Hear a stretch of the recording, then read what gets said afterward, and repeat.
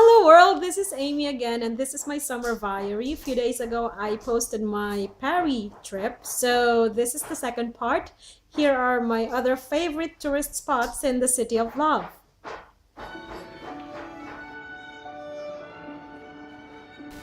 On the last day of our trip, we took the bus, the subway trains, trams, and the ship. We wanted to see all the tourist spots in the city as much as possible, so we took all the mode of transportation on that day, since it's our last day. So, our first stop was the Sacré-Cœur, or the Basilica of the Sacred Heart, which is the church for the Sacred Heart of Jesus. The view there was amazing because you can see the whole city of Paris. So, if you want to see more of Paris, just go there and maybe stay there for just a couple of hours, sit there and maybe have a picnic. That's what we did. And we didn't need to go to that expensive restaurant in the Eiffel Tower just to enjoy a view like this. Sacré-Cœur sits on top of Montmartre Hill, which is the highest point in the city of Paris. No wonder they have the best view in the city. It was built from 1875 to 1914, but it was heavily damaged during the war. According to history, the top of the hill has been a sacred site since pagan times. It was believed that the Druids were worshipping there, as well as the Romans built their temples there to worship their gods. Behind the basilica, you can see a street full of artists with their work, so you can see paintings, sculptures, and some pieces of art. There are also some restaurants there which provides not only food but entertainment as well. We saw this guy dancing on a rope, and I couldn't imagine myself doing that. It's so hard. He has a great talent. When we went down the hill, we saw these buildings, old buildings, and they were impressive. Do you want to know how to say I love you in all languages? Just go to this small park close to Sacré-Cœur. We had to go back to the city to see some more tourist spots, so we took the subway train again, and we passed by the shopping street. We passed by Le Printemps. It's a famous department store for men and women since 1865. We just passed by. We didn't go shopping. We had to go to other tourist spots. From there, we went to Palais Garnier. It is an opera house built in 1862 to 1875.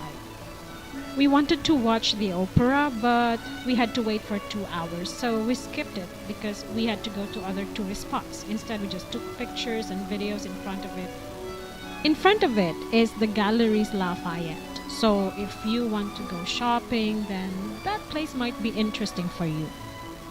When we were roaming around there, I was thinking about the movie The Phantom of the Opera. I was imagining that there was a phantom and Christine Daae who might be singing in the underground. So that was quite weird, but I love that movie.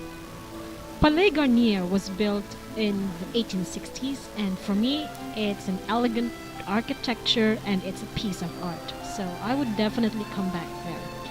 We moved on to the Luxembourg Gardens, also a known park in Paris after the Tuileries. It was one of the best French gardens that I've seen. It was built in the 17th century, and there was a big fountain in front of the Palais du Luxembourg. It was impressive. So my husband and I just sat there and had our snacks and relaxed for a while.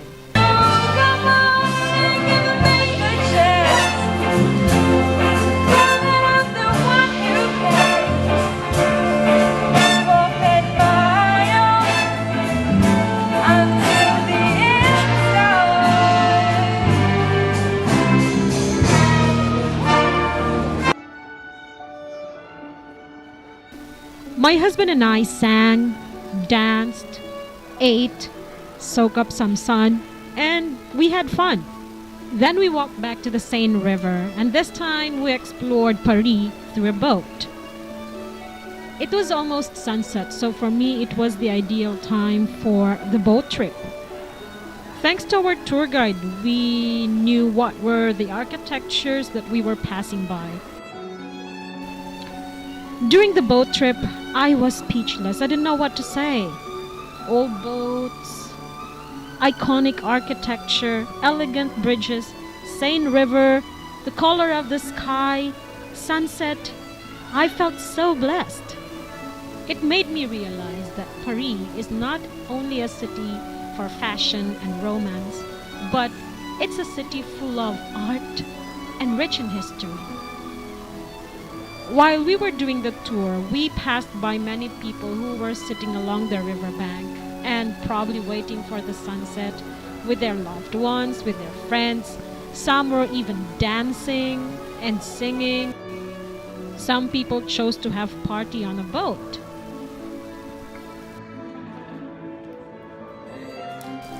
Seine River is not only good for an afternoon stroll, picnics, or date with your loved ones. It has been an important commercial waterway in France for a long time. From the river, you can still see some old buildings which weren't destroyed during the war. According to history, there was a severe flooding in 1910 and it flooded throughout the city. I hope it won't happen again. After the cruise, we proceeded to Le Musée d'Orsay. It was built in 1848 to 1900 and it was a railway station before, but now it's a museum. It's where you can see the great masterpieces like the Starry Starry Night of Vincent van Gogh. I hope I pronounced it right, otherwise my Dutch friends would react. From there, we went to the bridge and we just sat there, took out a bottle of beer and our food, relaxed, enjoyed the evening while watching the tour boats cruising the Seine and the flashing Eiffel Tower.